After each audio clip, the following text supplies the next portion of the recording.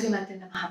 ఈరోజు మనం ఈ వీడియోలో సుబ్రహ్మణ్యేశ్వర స్వామి వారి పూజా విధానం తెలుసుకుందాం. అలాగే పంచోపచార పూజ ఎలా చేసుకోవాలి అనేది తెలుసుకుందాం.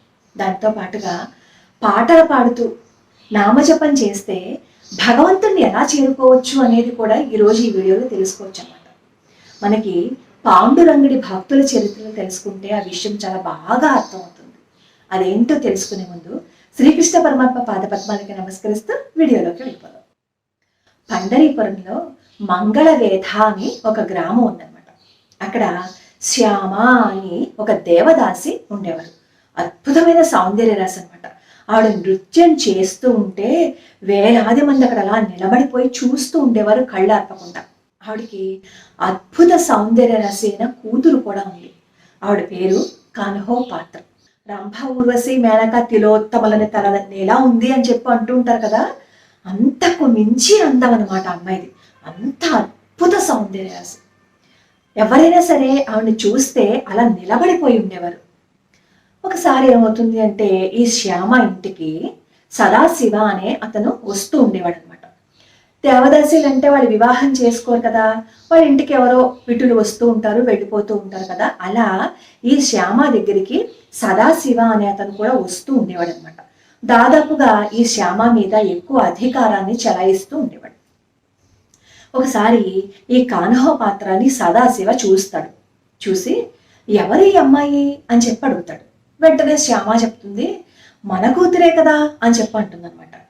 వాడు అంటాడు, సదాశివ మన కూతురా ఏంటి, మన కూతురా అంటాడు. అవును మన కూతురే కదా అని చెప్తుంది శ్యామ. నీకు కూతురేమో నాకే కాదు అని చెప్పి అంటాడు. నాకు కూతురైతే నీకు కూతురే కదా అంటే నాకు పుట్టిందా అని చెప్పి అడుగుతాడు. పాపం చాలా బాధపడుతుంది అమ్మాయి. ఎంత హీనంగా మాట్లాడాడో ఆ సదాశివ అని చెప్పి ఎంత హీనంగా మాట్లాడతాడో ఆ సదాశివ. చాలా బాధపడుతూ అలా మాట్లాడతావేంటి, నా కూతురు నీ కూతురు కాదా అంటే నువ్వు దేవదాసివి, నీకు సంబంధాలేంటి, నీకు చుట్టరికాలేంటి, నీకు నియమాలేంటి అని చెప్పి హేళనగా మాట్లాడుతూ నీ కూతుర్ని నేను కావాలి అని అనుకుంటున్నాను, నీ కూతుర్ని నా దగ్గరికి పంపించు అంటాడు అసహ్యకరమైన మాటలతో. శ్యామకి బాధ కలుగుతుంది. కూతురు వయసు ఉన్నదాన్ని కూతురితో మాట్లాడే విధానం ఇదేనా అని చెప్పి అలా ఏడుస్తూ ఉంటుందన్నమాట. కాన్హోపాత్ర చిన్నప్పటి నుంచి పండరీపురం విఠలుడి భక్తురాలన్నమాట. చిన్నప్పటి నుంచి ఎవరైనా సరే ఈ మంగళవేధ నుంచి పండరీపురం వెళ్తూ ఉంటే వాళ్ళతో పాటు వెళ్ళిపోతూ ఉండేదన్నమాట. అలా చిన్న వయసులో పండరీపురం వెళ్ళింది. అలాగే ఆ చుట్టుపక్కల ఉన్న వాళ్ళందరూ కూడా విఠల విఠల విఠల అంటే ఆ నామం వింటూ ఈ అమ్మాయి పెరిగింది. తను దేవదాసీల కుటుంబంలో పుట్టినా సరే ఎలా అయినా సరే నేను విఠలుడిని చేరుకోవాలి అనేదే ఈవిడ మనసులో చాలా బలంగా పడిపోయింది అనమాట. తల్లి ఏడుస్తుంది. ఎక్కడికి వెళ్ళాలో ఈ కాన్హోపాత్రకి అర్థం కాలేదు. అప్పుడు ఏం చేస్తుంది అంటే తల్లికి కూడా చెప్పకుండా ఒకరోజు రాత్రి పండరీపురం వెళ్ళిపోవాలి అని చెప్పి అనుకుంటుంది. ఎందుకంటే చిన్నప్పటి నుంచి ఆ అమ్మాయికి తెలిసింది విఠలుడే, విఠలుడు తప్ప ఇంకో ప్రపంచమే అమ్మాయికి తెలియదు అనమాట. అలా పండరీపురం వెళ్ళిపోతూ ఉంటే దారిలో కొంతమంది పండరీపురం వెళ్ళే భక్తులు కనిపిస్తారు అనమాట. భక్తులు కనిపిస్తే వాళ్ళ దగ్గరికి వెళ్తుంది కాన్హోపాత్ర. మాట మాట కలుపుతారు కదా ఒకే ఊరు వెళ్తున్నప్పుడు, అలాగే మాట కలుపుతుంది కాన్హోపాత్ర. వాళ్ళందరూ ఈ కాన్హోపాత్రను చూసి ఆశ్చర్యపోతారు. ఎందుకంటే అద్భుతమైన సౌందర్య రాశి. ఈ అడవిలో ఇలా నడుచుకుంటూ వస్తుంది ఏంటి, ఈ అమ్మాయికి ఏంటి పని, ఇలా ఎందుకు వస్తోంది అని చెప్పి అందరూ ఆలోచిస్తారు. ఈ కాన్హోపాత్ర వాళ్ళని అడుగుతుంది, మీరందరూ రంగడిని చూడడానికి వెళ్తున్నారు కదా, మిమ్మల్ని అందరినీ రాణిస్తాడు కదా, నన్ను కూడా రాణిస్తాడా అని చెప్పి చాలా అమాయకంగా అడుగుతుంది కాన్హోపాత్ర. వాళ్ళు అంటారు, అలా అంటావేంటి, నిన్నెందుకు రానివ్వరు అంటే పాపం తన గురించి తను చెప్తుంది కాన్హోపాత్ర వాళ్ళందరికీ. అప్పుడు వాళ్ళు అంటారు, పిచ్చిదానా, రంగడికి భేదాలు ఉంటాయా చెప్పు, అజామిలుడికి మోక్షాన్ని ఇవ్వలేదా, నారాయణ అని తన కొడుకుకి పేరు పెట్టుకున్నాడు, కావలసి కూడా నారాయణుడిని భక్తితో పిలవలేదు, కొడుకుని పిలిచాడు నారాయణ అని, చివరికి ఏమయ్యాడు, మోక్షానికి చేరుకోలేదా. అలాగే చౌకామేళకి ఏమైంది, అతని ఎముకలు కూడా రంగా రంగా రంగా అని పిలుస్తూ ఉన్నాయి కదా, వాళ్ళందరికీ మోక్షాన్ని ఇవ్వలేదా, రంగడు దయామయుడు అని చెప్పి చెప్తారు. పాపం ఈ అమ్మాయికి మనసులో సంశయమే. ఎందుకంటే తను ఒక దేవదాసి కూతురు, తన గుళ్ళోకి వెళ్ళొచ్చా వెళ్ళకూడదా అన్ని అనుమానాలతో పండరీపురం అడుగు పెడుతుంది. అడుగు పెట్టిన తర్వాత అక్కడ దగ్గరలోనే ఒక గుడిసె వేసుకుంటుంది అనమాట. ఈ కన్హోపాత్ర ఎంత అద్భుతంగా పాడుతుంది అంటే అసలు కోయిల కంఠం అంటారు చూసారా, అంతకు మించి అద్భుతంగా పాడుతుంది అనమాట. అసలు ఆ అమ్మాయి గనక నృత్యం చేసింది అంటే అందరూ అలా శిలా ప్రతిమల్లా నిలబడిపోయి చూస్తూ ఉంటారు. ప్రతిరోజు చంద్రభాగా నది దగ్గరికి వెళ్తుంది. వెళ్ళి స్నానం చేసి వచ్చి చక్కగా ఆ గుడంతా తుడుస్తుంది. తుడిచి పాండురంగడి సన్నిధిలో పాటలు పాడి నృత్యం చేస్తూ అలా పాండురంగడిని దర్శించుకుంటూ ఉండేదన్నమాట. అసలు ముందు ఈ అమ్మాయి పండరీపురం రాగానే విఠలుడి విగ్రహాన్ని చూసినప్పుడు ఆ అమ్మాయి కంట్లోంచి నీళ్ళు వస్తాయి. రంగా ఇంత అందంగా ఉన్నావు కదా, ఇన్నాళ్ళు నిన్ను వదిలేసి నేను వేరే ఊర్లో ఎలా ఉన్నానయ్యా అని చెప్పి ఏడుస్తుంది అనమాట అమ్మాయి ఆ రంగడి యొక్క మూర్తిని చూడగానే. అది తపనంటే. భగవంతుడంటే అంత తపన ఉందనుకోండి, మరి భగవంతుడు రాడా కిందకి మన కోసం? ఈ కన్హోపాత్ర ఏం చేసేది అంటే ప్రతిరోజు ఇలాగే స్నానం చేసి తనకు చేతనైన సేవా దేవాలయంలో చేసి నృత్యంతో పాటలతోటి ఆ భగవంతుణ్ణి సేవించుకునేదనమాట. ఎప్పుడు అనుక్షణం రంగా రంగా రంగా రంగా అని పిలుస్తూనే ఉండేది. ఏ పని చేసినా రంగా రంగా రంగా, ఇంకొక మాట అసలు వచ్చేదే కాదు అమ్మాయి నోట్లో నుంచి. సరే పాపం కూతురేమో అలా వెళ్ళిపోయింది. అక్కడ మంగళ వేదాలో పాపం తల్లి ఈ కూతురి మీద బెంగ పెట్టుకుంటుంది. బెంగ పెట్టుకుని ఆరోగ్యం క్షీణించిపోతూ ఉంటుంది అనమాట. అప్పుడు ఈ సదాశివ ఏం చేస్తాడు అంటే ఈ శ్యామతో ఏం చెప్తాడంటే, నువ్వు చాలా బెంగ పడిపోయావు కదా, నీ ఆరోగ్యం బాగుండాలి, అందుకని చెప్పి నేను నిన్ను పండరీపురం తీసుకువెళ్తాను అని చెప్పి చెప్తాడనమాట. ఈ సదాశివ కూడా పాండురంగడి భక్తుడే, అంటే పైకి మాత్రం భక్తుడే కానీ చేసేవన్నీ వెధప్పలే, ఒక్క మంచి పని కూడా ఉండదు. లేకపోతే కూతురు వయసు ఉన్నవాడిని ఎవరైనా కోరుకుంటారో చెప్పండి. శ్యామ ఏం చేస్తుందంటే పాపం తీసుకెళ్తానన్నాడు కదా, ఏదో విధంగా రంగణ్ణి చూస్తే తన బాధ ఏదైనా తగ్గుతుందేమో, తన కూతురు కనిపించే మార్గం ఏదైనా తనకు దొరుకుతుందేమో అని చెప్పి పండరీపురం బయలుదేరతారు ఇద్దరు. వీళ్ళిద్దరూ పండరీపురం వస్తారు. పండరీపురం వీళ్ళు ఇలా అడుగు పెట్టంగానే ఆలయం ప్రాంగణంలోకి అద్భుతంగా ఎవరో పాట పాడుతున్నట్టు వినిపిస్తుంది అనమాట. ఎవరా అని చూడడానికి వెళ్తాడు సదాశివ. అక్కడ ఉన్నది కన్హోపాత్ర. వెంటనే శ్యామ నరిచేస్తాడు అనమాట, పెద్ద గొప్ప పని చేసినట్టు. పిలిస్తే శ్యామ వస్తుంది. చూడు నీ కూతురు ఎక్కడుంది, నువ్వే ఇక్కడికి పంపించేశావని చెప్పి పాపం శ్యామని ఎన్నో మాటలు మాట్లాడుతూ ఉంటాడు. శ్యామ ఏడుస్తుంది. అప్పుడు చెప్తాడు, నువ్వు ఎలాగైనా సరే నీ కూతుర్ని నా దగ్గరికి పంపించాలి, పంపించకపోతే మాత్రం నిన్ను వదిలిపెట్టే ప్రశ్నే లేదని చెప్పి పాపం ఈ కన్హోపాత్రని తీసుకువెళ్ళడానికి ప్రయత్నాలు ప్రారంభిస్తాడు ఈ సదాశివ. పండరీపురాన్ని అప్పట్లో నవాబు పరిపాలించేవాడు అనమాట. ఆ నవాబుకి కబురు పంపిస్తాడు, ఈ పండరీపురం ఆలయంలో కన్హోపాత్ర నుండి అద్భుతమైన సౌందర్య రాసి ఎలా అయినా సరే ఆ అమ్మాయిని పట్టుకుని నా దగ్గరికి పంపించాలి అని చెప్పి చెప్తాడు. ఆ నవాబు ఏం చేస్తాడు, ఈ కన్హోపాత్రాన్ని పట్టుకోవటం కోసం వాళ్ళ అనుచరుల్ని ఆలయానికి పంపిస్తాడనమాట. పంపిస్తే ఈ కన్హోపాత్ర దగ్గరికి వచ్చి, నువ్వురా మా నవాబు పిలుస్తున్నాడు అని చెప్పి చెప్తాడు. నేను రంగణ్ణి వదిలి రాను, వచ్చే ప్రసక్తే లేదని చెప్పి చెప్తుంది. రాకపోతే చంపేస్తాను నిన్నని చెప్పి వాళ్ళు బెదిరిస్తారనమాట. అప్పుడు ఏం చేస్తుందంటే, సరే మీరు ఇక్కడే ఉండండి, నేను రంగడి దగ్గరికి వెళ్ళి చెప్పేసి వస్తాను, ఎందుకంటే ఎన్నాళ్ళు నా మంచి చెడు ఆయనే కదా చూసుకున్నారని చెప్పి గర్భాలయంలోకి వెళ్తుంది. వెళ్ళి అడుగుతుంది, రంగా నేను ఏం తప్పు చేశానయ్యా, చిన్నప్పటి నుంచి నిన్ను పిలుస్తూనే ఉన్నాను కదా, నీ మాట తప్ప నాకు ఇంకోటి ఏమైనా వచ్చా, నిన్ను చూడటం తప్ప నాకు ఇంకేమైనా వచ్చా, నా కళ్ళతో నీ రూపాన్ని చూస్తూనే అర్చించాను కదా, నా చెవులు నీ పేరునే కదా వింటున్నాయి, నా నోరు నీ పేరునే కదా పలుకుతున్నాయి అంటూ కన్నీళ్లు పెట్టుకుంటుంది కన్హోపాత్ర. అలా కన్నీళ్లు పెట్టుకుని ఆ పాండురంగడి పాదాల దగ్గర ప్రాణం వదిలేస్తుంది. అప్పుడు పాండురంగడు ఏం చేస్తారు అంటే ప్రత్యక్షమై ఈ కన్హోపాత్ర యొక్క శరీరాన్ని ఆలయం యొక్క దక్షిణ ముఖాన పాతి పెట్టమని చెప్పి చెప్తారనమాట. అది అందరికీ తెలుస్తుంది అనమాట. సరే ఇక్కడ కన్హోపాత్ర ప్రాణాలు వదిలేసింది కదా, ఈ విషయాన్ని నవాబు దగ్గరికి వెళ్ళి చెప్తారనమాట. నవాబు నమ్మడు. ఆ ఆలయ పూజారిని తన యొక్క ప్రాంగణానికి రమ్మని చెప్పి చెప్తాడు. వెళ్తాడు. వెళ్తే కన్హోపాత్ర ఎక్కడుంది, నువ్వు దాచిపెట్టావు, నాకు ఇప్పుడు కన్హోపాత్ర కావాలి అని చెప్పి అంటాడనమాట నవాబు. నేనెక్కడ తీసుకురాను, రంగంలో ఆ అమ్మాయి ఐక్యమైపోయింది, ఐక్యమైపోయిన వెంటనే మేము అక్కడ పాతి పెట్టాము, పాతి పెట్టిన వెంటనే అక్కడ చెట్టు కూడా మొలిచింది, కావాలంటే మీరు వచ్చి ఆ చెట్టును చూసుకోవచ్చు అని చెప్పి చెప్తాడనమాట. చెప్తే ఆ నవాబు నమ్మడు. నువ్వన్నీ ఇలాగే అబద్ధాలు చెప్తున్నావు, పద నేనే వచ్చి మొత్తం అంతా వెతుకుతానని చెప్పి ఈ పాండురంగడి ఆలయానికి వస్తాడు. వచ్చి పాండురంగడి ఆలయంలో ప్రతి దాన్ని చూస్తూ ఉంటాడు అనమాట. అలా పాండురంగుడు ఊగే ఉయ్యాల దగ్గరికి వస్తాడు. వచ్చేసరికి అక్కడ పాండురంగుడి యొక్క అద్భుతమైన ముగ్ధ మనోహర రూపం ఆ దరిద్రుడైన నవాబుకి కనిపిస్తుంది.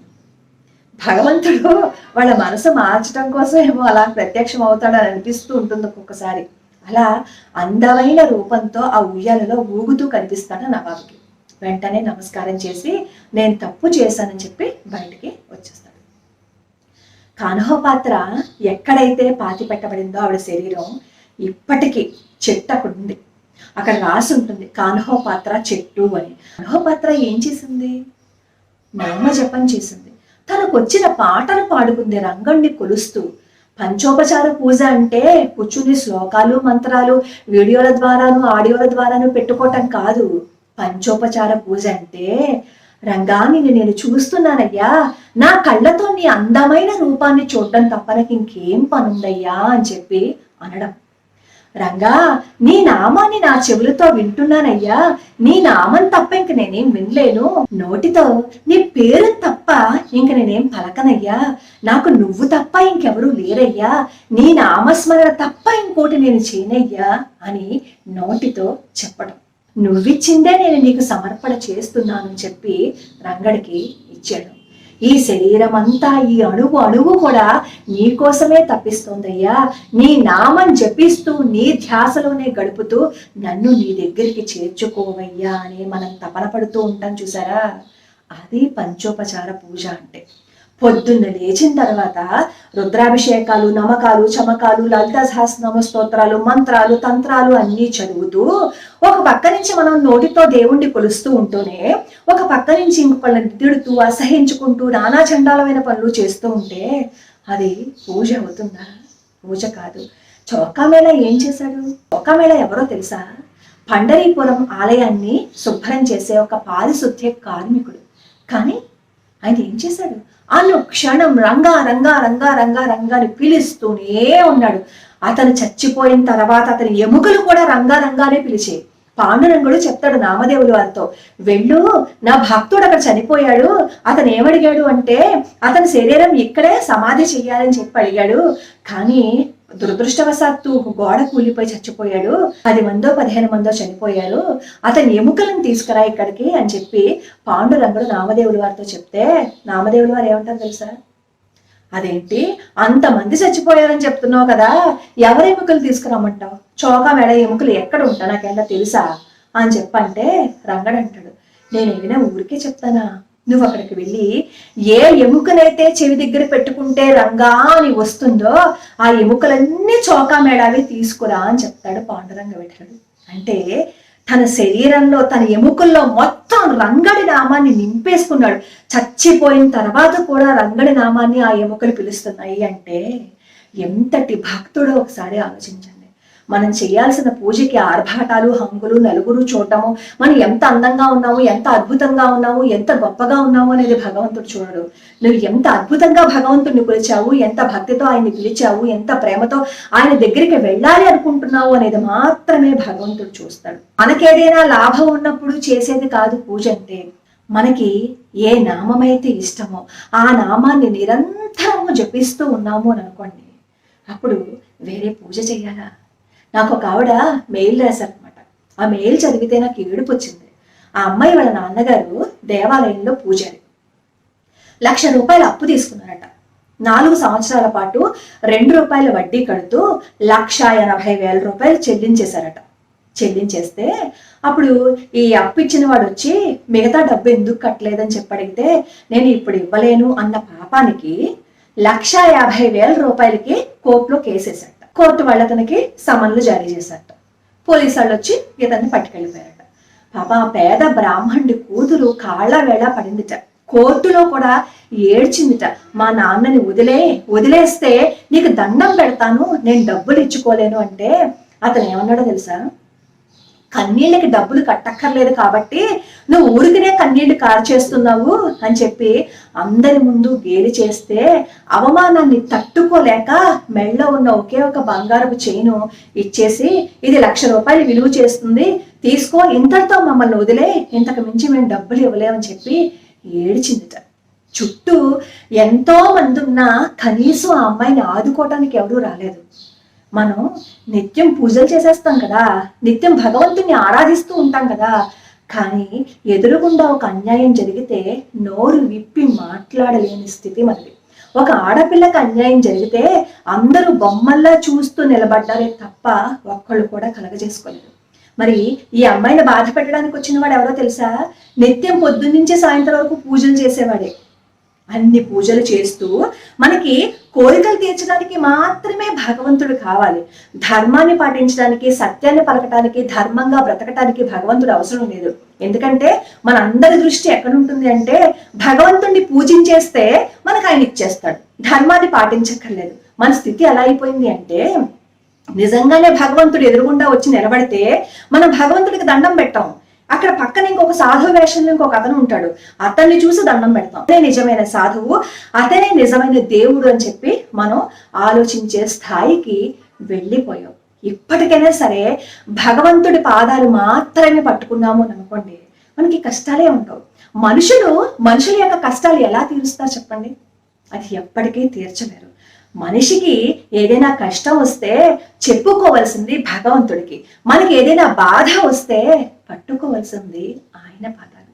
కన్హోపాత్ర చేసింది అదే, చౌకామేళా చేసింది అదే, పాండురంగడ భక్తులందరూ చేసింది అదే, సమర్థ రామదాసు చేసింది అది, అందరూ చేసింది అదే. నామజపం చేస్తూ వాళ్ళకొచ్చిన పాటల్లో భగవంతుడిని కొలుచుకున్నారు కాబట్టే భగవంతుడు ప్రత్యక్షమైపోయాడు. మనం కూడా ఈ మార్గశీర్ష మాసం అంతా గోపికలు కృష్ణుణ్ణి ఎలా అయితే ప్రేమించారో మనం కూడా అలాగే ప్రేమిస్తూ జీవితాంతం కృష్ణ పాదాల దగ్గర మన జీవితాన్ని పెట్టేద్దాం. అప్పుడు మనకి ఇంకా దేని మీద ఆశ ఉంటుంది చెప్పండి? కృష్ణుట్ట ఆవుల్ని కాసుకోవడానికి వెళ్ళినప్పుడు గోపికలు బాధపడుతూ ఉంటారట, కృష్ణ నువ్వు వెళ్ళిపోయావు కదా, నీకు దారిలో కాళ్ళకి ఏమైనా రాళ్ళు గుచ్చుకుంటే మా గుండెల్లో ముళ్ళు గుచ్చుకున్నట్టు ఉంటుందయ్యా, నీ ముంగురులు నీ ముఖాన్ని కప్పుతూ ఉంటే నీ ముఖం మాకు కనిపించట్లేదయ్యా, చెమట పడుతోందయ్యా అంటూ వాళ్ళు అతి ప్రేమని చూపిస్తున్నారు కదా. ఆ ప్రేమని, ఆ తపనని మనం కూడా చూపించామనుకోండి, కృష్ణ భగవానుడు మన కోసం దిగి వస్తాడు అనడానికి సందేహమే లేదు. అలాగే సుబ్రహ్మణ్యేశ్వర స్వామి వారి షష్ఠి వస్తుంది కదా, పొద్దున్నే లేచి స్నానం చేసి మీరు పుట్టలో పాలు పోసుకుంటారో లేదు అంటే నాగ పడగకి పాలు పోసుకుంటారో పోసుకోవచ్చు. స్వచ్ఛమైన ఆవు పాలు మాత్రమే పోయాలి. ప్యాకెట్లు చింపేసి అలాంటి వాటితో అభిషేకం చేసినా మనం చేసిన అభిషేకానికి ఫలమే ఉండదు. అలాగే ప్యాకెట్లు తీసుకెళ్ళినప్పుడు ఏం చేస్తాము? పాలు ప్యాకెట్ చింపేసి ఆ కాగితాన్ని అక్కడే పడేసి పాలు మాత్రం అభిషేకం చేసేసుకుంటూ వస్తాం. ఆ పనులు చేయటం వల్ల గుడి ప్రాంగణాన్ని అంతటిని మనమే నాశనం చేసేసుకుంటూ ఉంటాం. కాబట్టి ఆ తప్పు చేయొద్దు. ఒకవేళ ఇంట్లోనే నాగపడగ ఉందనుకోండి, సుబ్రహ్మణ్యేశ్వర స్వామి వారి అష్టోత్తరం చదువుతూ ఈ పాలు కాచకుండా ఈ పచ్చి పాలు ఇంట్లో ఉన్న నాగపడగ మీద పోసుకోవచ్చు. ఆ రోజున కోసిన కూరగాయలు అవి తినకుండా ఉంటారు. చాలా మంది ఏం చేస్తారు అంటే పిల్లల ఆరోగ్యం కోసం ఉపవాసం ఉంటారు. కుజదోషం ఉన్నవాళ్ళు, వివాహం కాని వాళ్ళు, సంతానం కోసం ప్రయత్నిస్తున్న వాళ్ళు సుబ్రహ్మణ్యేశ్వర స్వామి వారి యొక్క వ్రతాన్ని ప్రారంభిస్తారనమాట. ప్రతి మంగళవారం సుబ్రహ్మణ్యేశ్వర స్వామి వారి ఆలయానికి వెళ్ళి ప్రదక్షిణ చేసి అక్కడ పూజ చేయించుకుంటే కనుక ఈ నవగ్రహ దోషాలు ఉన్నా, కుజదోషం ఉన్నా, సంతానం లేని వాళ్ళకి, వివాహం కాని వాళ్ళకి ఇవన్నీ తీరుతాయని చెప్పి చెప్తారు. కాబట్టి ఉన్నంతలో ఆర్భాటాలు లేకుండా చక్కగా భక్తిగా శ్రద్ధగా మనం పూజ చేసుకుంటే భగవంతుడు కరుణిస్తాడు. లోకా సమస్త సుఖినో భవంతు, సర్వే జనా సుఖినో భవంతు.